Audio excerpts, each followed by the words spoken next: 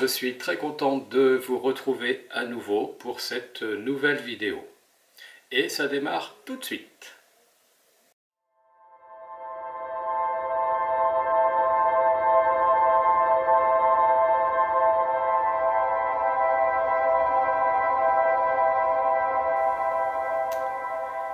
Et voilà, j'ai encore oublié. Résultat, je me suis encore égaré. Pendant que j'étais occupé à vous raconter des aspects de ma personnalité, j'ai égaré ma véritable identité. Je l'ai encore perdu de vue. C'est fou quand même de se dire ça. Je ne sais pas comment l'expliquer. Je ne sais jamais par quel bout l'attraper. C'est la chose la plus dure à partager alors que nous la possédons tous. Bien des fois, je me perds en chemin. Ce n'est pas que je prends des chemins de perdition, rassurez-vous, mais j'ai simplement le sentiment de perdre ce que je suis vraiment. J'ai l'impression de plus en plus parfois de privilégier une réduction de moi-même alors qu'elle ne m'apporte aucune satisfaction.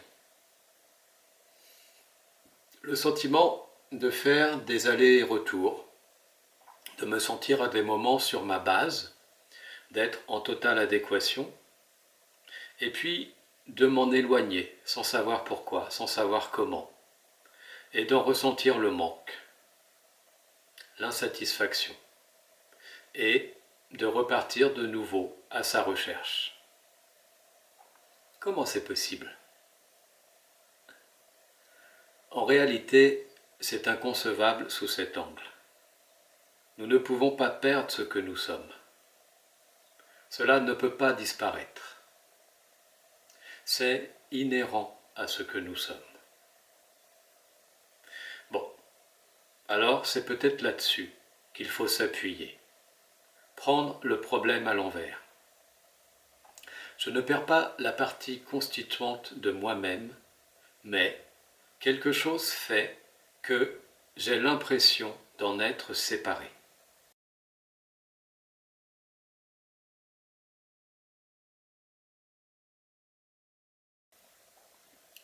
Pour le mental, c'est incompréhensible. Il a vraiment de quoi se faire des nœuds à la tête. Croyez-moi, j'ai essayé dans tous les sens et c'est pas compatible. La raison, c'est que cela est en opposition, ou disons, n'est pas de l'ordre du mental, pas à sa portée. Le mental ne résoudra jamais cette affaire. Et ça, c'est compliqué à avaler. Parce que dans notre conception, c'est le mental qui détient les clés de la compréhension.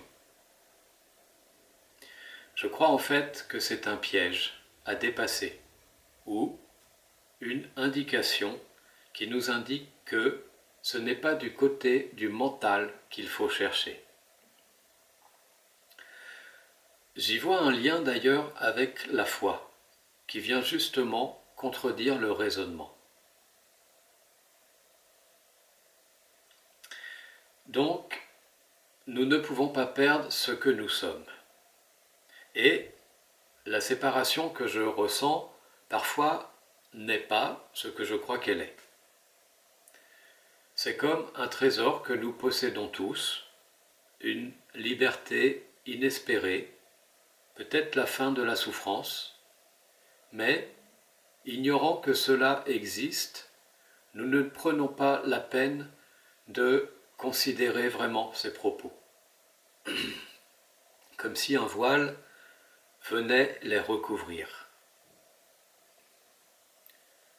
Ce que nous pouvons creuser dans ce cas, c'est de quoi est fait le voile qui croit pouvoir le recouvrir. L'autre jour, je cherchais une comparaison pour parler de cela. et je pensais à une bougie, ou plutôt à une flamme. À bien y regarder, c'est très mystérieux, une flamme.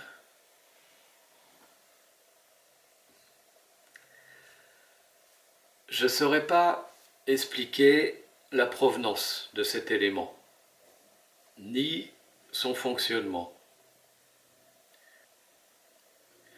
Cette lumière qu'elle répand, cette chaleur qui s'en dégage,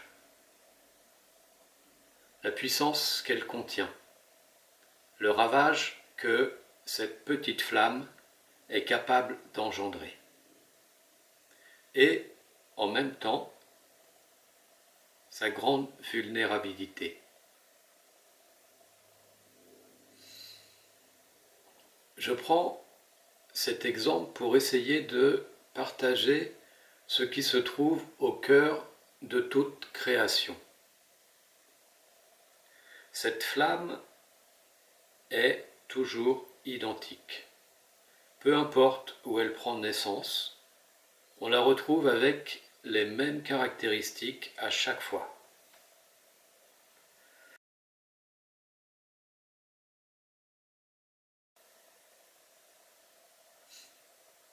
Je crois que ma vraie nature ressemble un peu à cela, à cette flamme. Elle brille, elle réchauffe, quoi qu'il arrive, et je peux la ressentir.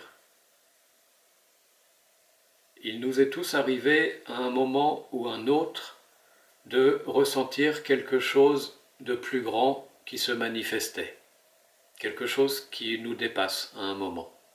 Ça, j'en suis certain. Et d'ailleurs, ça m'intéresserait de récolter cette moisson.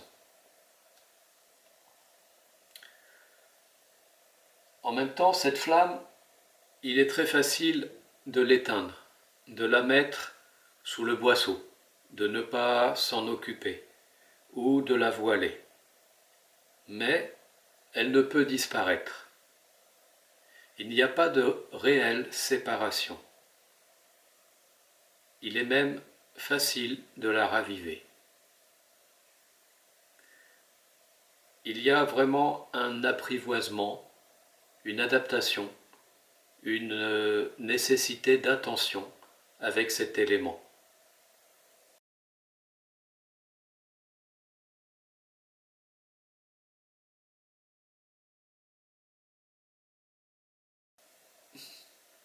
Tout est là. Il suffit d'une petite étincelle. À l'inverse de moi, elle ne peut disparaître et pourtant quelque chose empêche parfois cette lumière de passer. Je crois sincèrement que la question n'est pas de trouver cette source lumineuse.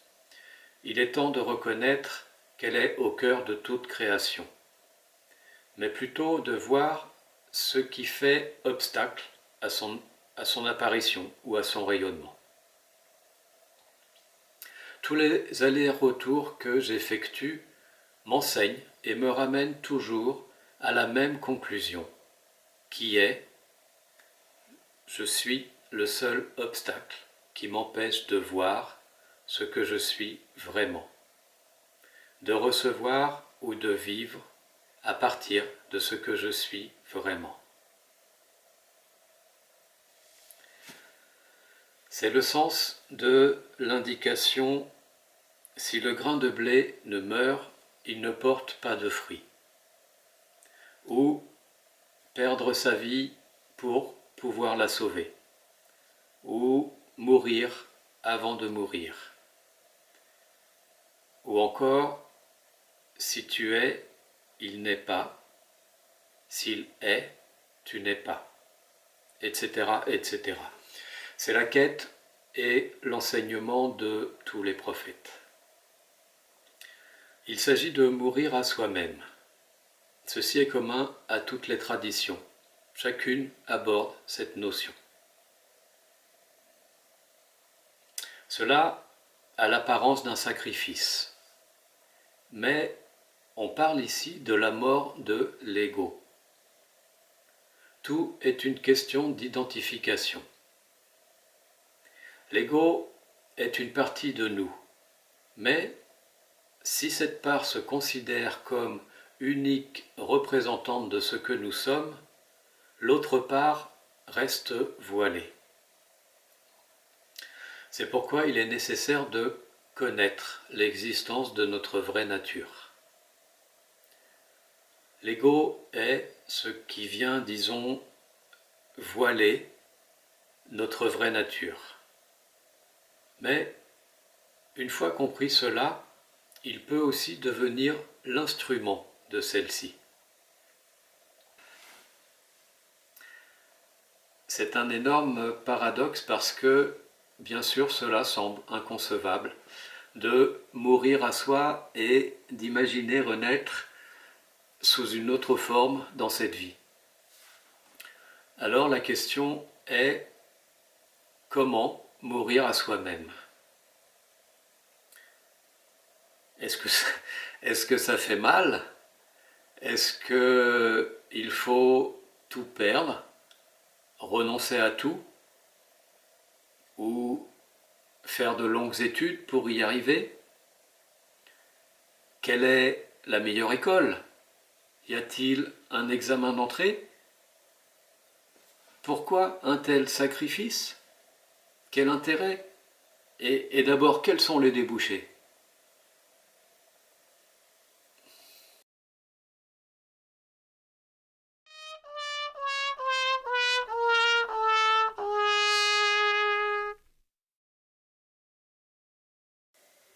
En fait, il est possible d'expérimenter cela, d'en avoir des aperçus. C'est même très simple. Il suffit de revenir à cette lumière qui est au centre et d'en faire le point de référence. C'est un poste d'observation incroyable. À partir d'ici, tout ce qui est perçu, que ce soit sous forme de pensée, sous forme de sensations, d'émotions, de personnages, de situations, etc., est clairement vu comme apparaissant en périphérie. Imaginez un espace vierge qui serait au centre et dont la nature est de garantir la stabilité. Inviolable, imperturbable, toute apparition ne fait que graviter en périphérie. L'œil du cyclone est vraiment comparable à cela. Ce centre lumineux est pur. Rien n'est en mesure d'empêcher son action et rien ne peut prendre sa place.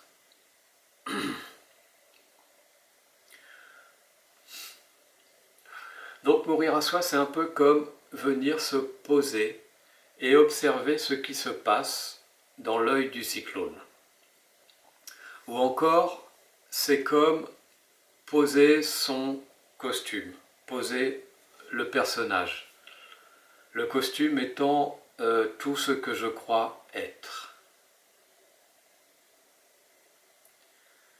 Ça, c'est une prise de conscience incroyable. Poser tout ce que je crois être comme si j'enlevais un costume. Je vous assure que c'est possible d'expérimenter cela. Imaginez que vous entrez dans un lieu sacré et que tout ce qui se rapporte à vous reste à l'extérieur. Fermez simplement les yeux et observez. Dans un premier temps, rien ne change. J'entends toujours les sons habituels, peut-être avec un peu plus d'attention. Puis, je ressens les sensations habituelles qui vont et qui viennent. Et bien sûr, les pensées qui me traversent. Tout cela n'a pas besoin de moi pour se produire. Je suis juste témoin, témoin impersonnel. Après, la tentation est de reprendre la place centrale. Chaque fois que je pense être l'auteur d'une sensation, d'une pensée, d'une émotion, je peux me rappeler que ce que je crois être est resté à l'extérieur, est resté à l'entrée du sanctuaire. Alors, petit à petit, je perçois cet espace central, qui reste effectivement vierge quoi qu'il arrive. Tout s'y produit, se succède, mais je sais que, au centre de cela, se trouve bien quelque chose que je ne peux définir, mais que je peux expérimenter. De cet espace, je perçois tout ce que, avant, je prenais uniquement pour moi, avec moi comme référence.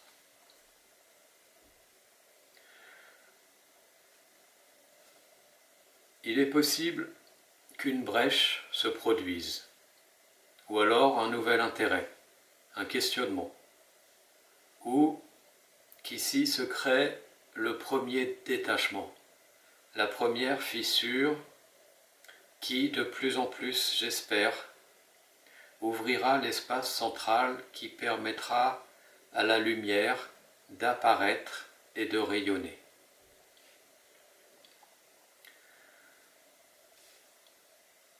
Cette hypothèse est peut-être nouvelle pour vous. Peut-être que cela vous parle ou vous interpelle maintenant, ou bien peut-être que ça réapparaîtra plus tard. C'est peut-être un nouveau chemin qui se présente, une nouvelle compréhension, bien qu'en soi, ce n'est en rien nouveau. Cela est transmis de tout temps, à travers toutes les traditions. Chacun est libre de l'expérimenter ou pas. Prenez le temps quand même d'observer ce qui se passe quand vous observez votre propre personnage à distance.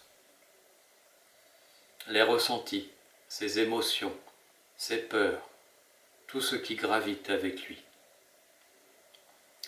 Tout cela est vu avec détachement si il est clair que le centre est bien le centre de la perception et non la perception du personnage que je crois être. Ce qui est impossible puisque je peux observer tous les ressentis en percevant que je peux aussi m'en détacher. Quel soulagement de prendre un peu de distance avec soi. Quelle expérience. Tout reprend sa juste place et apporte la sérénité que le personnage ne cesse de chercher, ignorant qu'il est lui-même l'obstacle, justement.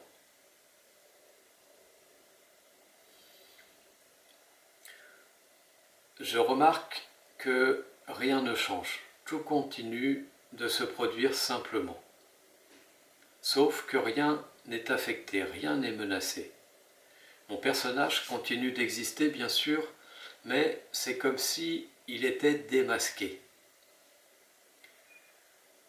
Ainsi, ses revendications continuelles et son mode de fonctionnement sont moins pris au sérieux, moins pris au premier degré et créent moins d'impact. En temps normal, si celui-ci occupe la première place, alors l'affirmation, la défense, la convoitise, le jugement, etc. sont beaucoup plus présents, tout en n'apportant aucune garantie.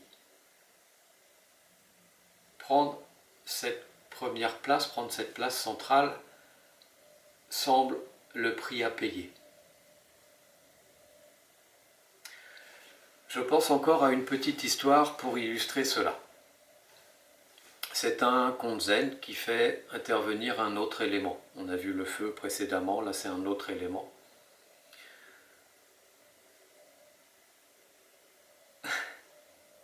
Je me sens triste, dit une vague de l'océan, en constatant que les autres vagues étaient plus grandes qu'elle. Les vagues sont si grandes, si vigoureuses, et moi je suis si petite, si chétive.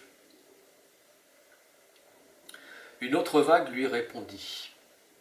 Ne sois pas triste, ton chagrin n'existe que parce que tu t'attaches à l'apparent. Tu ne conçois pas ta véritable nature. Ne suis-je donc pas une vague ? La vague n'est qu'une manifestation transitoire de ta nature. En vérité, tu es l'eau. L'eau ? Oui. Si tu comprends clairement que ta nature est l'eau, tu n'accorderas plus d'importance à ta forme de vague, et ton chagrin disparaîtra. Avoir à l'esprit que l'humanité fait partie d'un ensemble est important,